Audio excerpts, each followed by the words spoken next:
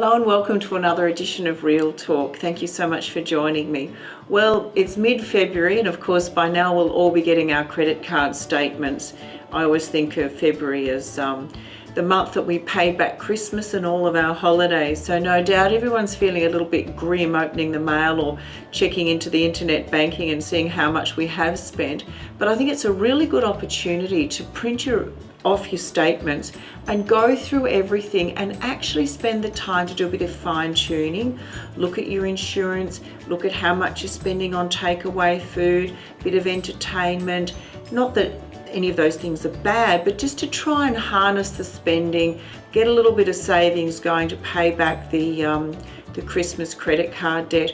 Interestingly enough, wages in Australia haven't actually gone up a great deal in recent years.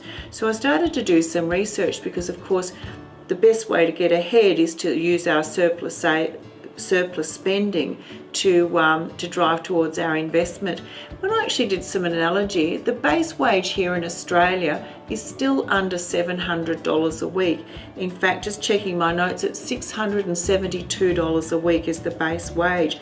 And yet the average wage in Australia is almost double that at about $1,500, in fact $1,516. So if you look at where wages are, the base wage relatively low.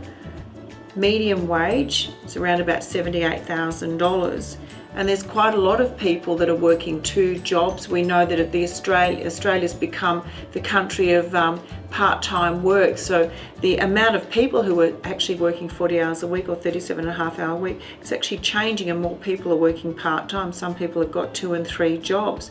When you benchmark our wages with America, we're significantly higher in our wage component. When you benchmark Australia with England, we're higher still. So it's quite well known that we're well paid in terms of benchmarking ourselves against the other super economies. So I guess really what we need to do is look at where we can harness our savings and drive a little bit more surplus. So get out the credit card statements, sharpen the pencil, have a look at all of the other things like your utility bills, when your registrations, due rego's just recently gone up. Look at the tolls, perhaps there's some other opportunities. I know that Paul and I have stopped going the Tulla for 2 reasons. Firstly, because of the congestion, but an extra 5 minutes on the ring road saves us the fee all the way out to the airport and back. So all these little things add up.